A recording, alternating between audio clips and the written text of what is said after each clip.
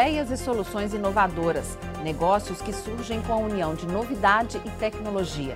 No Brasil, várias iniciativas têm proporcionado ao setor empresarial ambientes favoráveis à inovação tecnológica. Quem pretende desenvolver novos produtos, processos ou serviços pode contar, por exemplo, com incubadoras que oferecem infraestrutura, capacitação e ajudam a construir empreendimentos de sucesso. E as chances de ser bem-sucedido tendem a aumentar nos chamados parques tecnológicos, que possibilitam a interação de empresas e universidades, facilitam o fluxo de conhecimento e estimulam a competitividade. O programa de hoje vai explicar quais são essas formas de incentivar empreendimentos inovadores e como está esse cenário em Minas Gerais. Vamos falar sobre a contribuição socioeconômica desses ambientes para o Estado, sobre como setores tradicionais da economia podem inovar e de que maneira políticas públicas promovem a inovação. Nossos convidados para este debate são a gestora executiva do BHTEC Parque Tecnológico de Belo Horizonte, Mariana de Oliveira Santos. O gerente de inovação do Instituto Evaldo Lodge, Célio Cabral. O gerente de inovação e sustentabilidade do Sebrae Minas, Anísio Dutra Viana.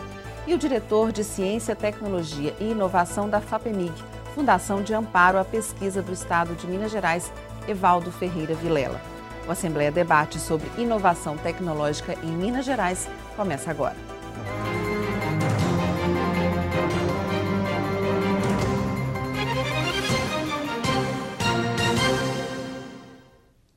O Brasil tem cerca de 400 incubadoras em operação que abrigam aproximadamente 2.700 empresas. Nossa equipe visitou a incubadora de empresas de base tecnológica de Itajubá, no sul de Minas, que conquistou o título de melhor incubadora do país no ano passado. O prêmio foi concedido pela Amprotec, a Associação Nacional de Entidades Promotoras de Empreendimentos Inovadores. Vamos ver a reportagem. O Carlos é formado em engenharia mecânica. Depois de trabalhar como funcionário, resolveu virar patrão. Atualmente emprega 12 pessoas, vende equipamentos e presta serviços para empresas de saneamento e pequenas centrais hidrelétricas. Ele planeja se mudar para um local maior e ampliar os negócios. O faturamento hoje está numa faixa de 2,5 milhões, mas a gente, por ano, a gente pretende isso, indo para o novo galpão, para uma nova sede, como nós estamos fazendo, provavelmente a gente pode até triplicar isso. Mas a história profissional do Carlos não foi um golpe de sorte, não. Para montar a empresa, ele buscou ajuda na Universidade Federal de Itajubá, no sul de Minas, onde permaneceu por 3 anos. Naquele prédio ali atrás funciona uma incubadora, que é uma estrutura de apoio à criação e à consolidação de empreendimentos de base tecnológica. Em outras palavras, a gente pode chamar o lugar de ninho de empresas, onde elas nascem e se desenvolvem, antes de alçar voo no mercado com as próprias asas. O prédio tem 4 andares e, além do espaço físico, os novos empreendedores recebem qualificação em gestão administrativa e operacional. Eles têm acesso a consultorias especializadas e suporte para publicidade e registro de marcas e patentes. É muito comum a gente focar muito na área que a gente tem conhecimento e não abrir espaço para uma área de RH, para uma área de finanças, uma área de marketing comercial.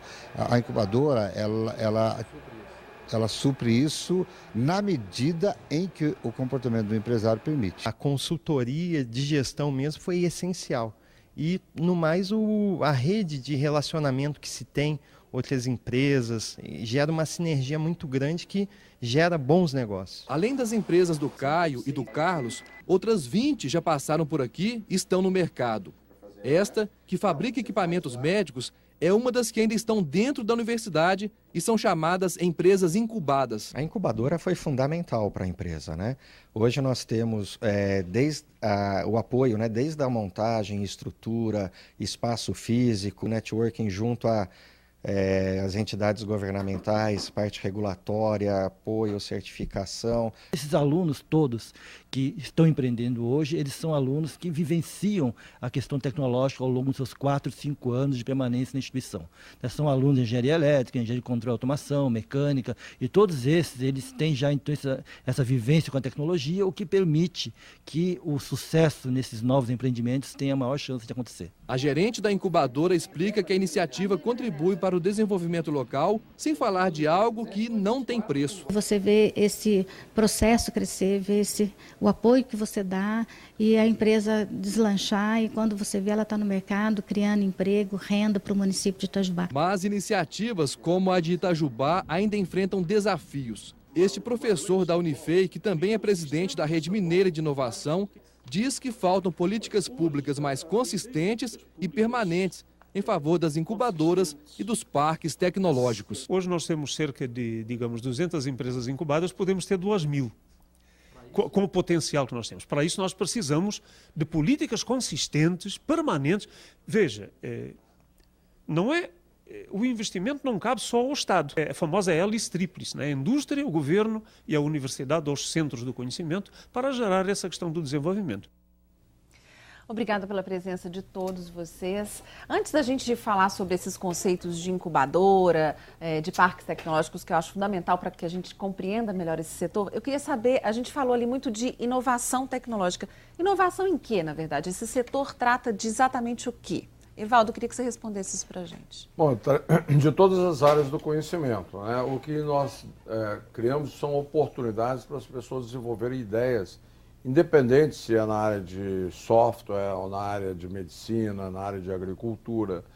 Então, são boas ideias que têm fundamentação tecnológica, né? Não necessariamente para outros casos, mas para esses casos, sim, né? Precisa ter um embasamento tecnológico. Vem, por exemplo, de uma tese de mestrado, de uma tese de doutorado, de um laboratório, de um professor. E com o apoio que é recebido, é possível deslanchar em negócio, porque uma incubadora, ela não tem apenas a parte física, ela tem a parte também de mentoria, de tutoria, de acompanhamento e facilitação para que haja um entrosamento, porque as ideias, muitas vezes, elas chegam incompletas e elas têm mais possibilidades quando elas formam esse network, formam essa aproximação com outros setores do conhecimento, né? Uhum. Mariana, eu queria que você explicasse para a gente um pouco mais sobre essa questão da incubadora. As empresas ficam no mesmo local físico? Como é que é esse atendimento a essas novas ideias, a essas empresas que ainda estão nascendo ali? Tá. Na realidade, existem diversos modelos diferentes de ambientes de inovação, como incubadoras e parques tecnológicos, e, em geral, eles têm isso em comum, tem em comum o compartilhamento de infraestruturas, né? Então, nas incubadoras, por exemplo, você encontra espaço físico, né, para que as empresas possam compartilhar com outras empresas, outros colegas, e até para promover a interação que o professor Evaldo acabou de comentar. E parques tecnológicos, a mesma coisa. Em geral, são espaços delimitados territorialmente, sim, de diversos modelos diferentes, mas é muito importante que isso seja um ponto de encontro aí da nova economia do conhecimento, que as empresas compartilhem espaços e possam interagir o máximo possível com outros agentes do sistema de inovação, tanto nas incubadoras como nos parques tecnológicos. E como é que se dá a escolha dessas empresas? Quer dizer, eu tenho uma ideia e aí como é que eu consigo ser incubada, na verdade, numa incubadora que possa me fornecer toda essa infraestrutura e esse know-how? Bom, cada incubadora geralmente tem o seu sistema de seleção, né, dos projetos incubados. Na maioria das vezes se dá através de um edital. A incubadora então lança aquele edital com os critérios e na maioria dos casos são estudantes que têm um projeto, que têm uma ideia, como o professor Evaldo comentou, que às vezes vem de uma dissertação de mestrado, de uma tese de doutorado, então eles submetem aquele projeto à incubadora e isso é então analisado. E aqueles projetos selecionados, né, mais consistentes, com uma possibilidade de mercado maior, isso é muito importante, né? Não adianta você ter apenas uma ideia interessante. É fundamental que aquela ideia tenha perspectiva de mercado e de negócio. Senão você não consegue vencer uma barreira muito importante, que é da invenção para a inovação. Então as incubadoras buscam selecionar aqueles projetos que tenham condições de chegar ao mercado. A invenção nada mais é do que aquela inovação que é um projeto interessante, mas que não gerou resultado, seja um resultado social ou um resultado econômico para aquela empresa. Então, busca-se muito identificar aqueles projetos que tenham possibilidade de negócio e de sucesso lá na frente, né? Que a empresa consiga se incubar e depois graduar e conseguir mercado e ser uma empresa de sucesso no mercado. Ok, Anísio, você que tem essa ligação com o Sebrae, queria que você falasse um pouco sobre a importância dessas empresas que passam pela incubadora na sobrevivência do mercado. Essa assessoria comercial, administrativa, é fundamental para a sobrevivência dessas empresas e também em relação, até queria que a Mariana completasse, porque depois da incubadora elas se tornam maduras ou prontas, vamos dizer assim. E essa assessoria vai embora para sempre? Como é que fica essa situação? Acho que o primeiro passo importante é nós lembrarmos o seguinte: quando uma empresa tem a oportunidade de ir para a incubadora, você tem uma taxa de mortalidade em torno de 10%. Se nós considerarmos uma empresa fora de uma incubadora, essa taxa de mortalidade é superior. Então é uma grande oportunidade para as empresas incubarem.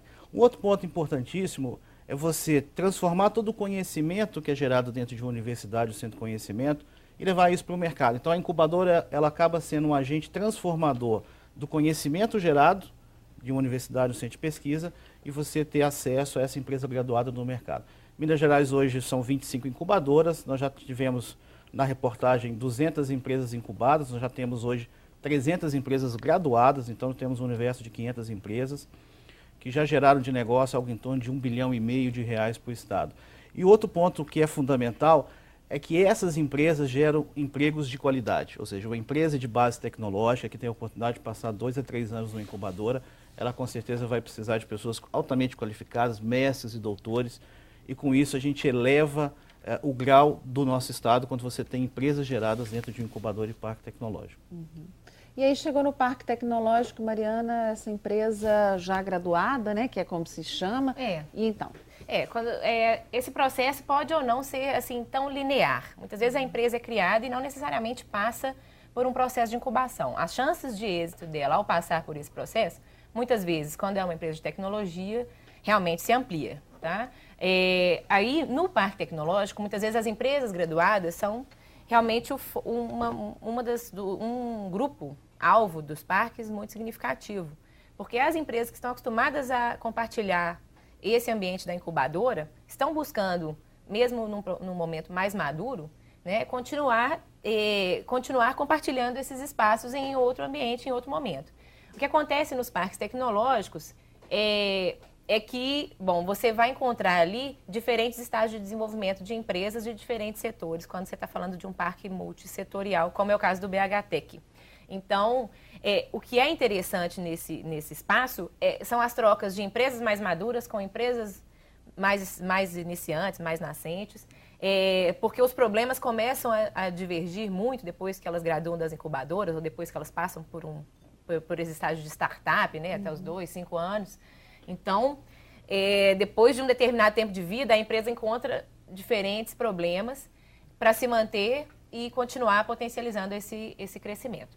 Agora, uma outra coisa que eu acho interessante comentar aqui é que tanto as incubadoras como os parques, todos os ambientes de inovação, o foco deles, como o Célio comentou, é gerar competitividade. Então, o que está no centro serem ambientes de negócios onde você encontra potencial de crescimento, onde você consiga potencializar a competitividade das empresas locais. Né? Nosso foco são as empresas mineiras, de forma a criar, realmente agregar valor aos produtos e serviços produzidos aqui, mudando o cenário aí econômico de Minas e do Brasil. A gente ainda tem que explicar o que é startup, o que é aceleradora, vários conceitos nesse setor. Mas só para aproveitar esse gancho e também a questão do faturamento, né, do volume de negócio de R$1,5 bilhão em Minas, eu queria, Célio, que você falasse sobre essa questão. Como é que Minas está nesse mercado nacional e inclusive os outros setores, como que eles se alimentam desse desenvolvimento tecnológico? Bom, eu diria que Minas tem, sim, uma posição de destaque no cenário nacional, né, quando estamos falando do tema tecnologia, incubadoras e parques tecnológicos. Né. Hoje nós temos, Minas Gerais é o estado que tem o maior número de universidades federais do país, né, temos 11 universidades federais com universidades de peso como o FMG, a Universidade Federal de Viçosa, Labras, enfim, todas as nossas universidades federais são universidades muito reconhecidas. Então nós temos uma posição de destaque e precisamos nos apropriar mais desse conhecimento. Né? E para isso as incubadoras, os parques tecnológicos são atores fundamentais. E um grande desafio hoje, né, falando agora como indústria, né, como representante da Federação das Indústrias, eu vejo como esse link maior entre as indústrias já consolidadas com esse ambiente de inovação dos parques e das incubadoras. Como nós podemos integrar melhor as empresas já consolidadas, empresas de médio e grande porte, com as empresas incubadas, para ajudá-las num ponto que eu considero crucial, né, para responder sua pergunta, que é esse acesso ao mercado, né, ao ambiente econômico, que é mercado. Né, como a Mariana disse, as empresas vão passando de estágios e os problemas vão mudando um pouco. E quando a empresa está num estágio mais evoluído, o grande problema dela é mercado, é acesso ao mercado. E as médias empresas e as grandes empresas já consolidadas já têm isso desenvolvido. Né? Então, um grande desafio, nós estamos trabalhando muito para isso, é buscar essa integração das indústrias já consolidadas com as empresas que estão surgindo, que têm tecnologia, que têm grandes potenciais inovadores, grandes produtos, né, inovador de produto com potencial de mercado, mas ele não consegue chegar, né, ao mercado, aos seus clientes e ter escala produtiva. Eu acho que a gente precisa agora intensificar isso. Chegamos num estágio que o importante é buscar essa integração, né, do que já está desenvolvido com a base industrial de Minas, que é muito pujante, que tem o acesso ao mercado. Isso eu acho que é um grande desafio. Evaldo, ajuda a gente a entender isso, startup, por falar em escala de trabalho, o conceito de startup ele é muito ligado a essa questão da tecnologia, mas ele é mais amplo, né? Explica o que exatamente uma empresa... As startups são pequenas empresas, né, que nascem a partir de desenvolvimento tecnológico. Né? E esse termo, um termo em inglês, ele quer dizer exatamente isso, quem está começando e precisa de ajuda para poder chegar a ser uma grande empresa, né? Esse modelo ele é um modelo mundial, né? E que agora o Brasil entra nessa onda também por absoluta necessidade de amparar a nossa juventude, os nossos jovens universitários e remodelar a sua economia. Nós estamos falando toda hora em PIB, né? O nosso PIB não avança, nós não estamos gerando tanto emprego mais, a economia não anda bem. Mas por quê? Nós estamos insistindo muito nos velhos modelos. E os modelos novos, eles dão vazão às ideias desses jovens, daí startup, né? Ser um termo que qualifica a pequena empresa de base tecnológica que tem aí menos de 5 anos de existência, né? E que luta com muita dificuldade. E por isso o professor Renato falou no vídeo, né? A necessidade das políticas públicas, que eu até acho que em Minas está muito bem, né? Falta na federação, na União, mas em Minas está bem. Agora, o que o professor Renato também reclama com muita propriedade é o fluxo de recurso, que precisa ser muito maior. Quer dizer, falta uma compreensão, e a Assembleia está de parabéns por movimentar esse tema, né? Os nossos deputados, porque nós não vamos melhorar o nosso país se nós não ampararmos a nossa juventude, que quer criar novas empresas e novos negócios, negócios que não existem ainda e que só têm chance de aparecer através das startups. Porque as empresas consolidadas, elas vão inovar, elas vão melhorar, elas vão ampliar, mas elas não vão mexer com os novos negócios. Os novos negócios vêm do Steve Jobs, da Microsoft, dessa turma que está na universidade, vai para uma garagem e começa a fazer o seu negocinho, né? E a gente está ainda caminhando muito lentamente com esse tema. É um tema central hoje no Brasil, porque é necessário, nós já temos desemprego da juventude nossa que está aumentando, né?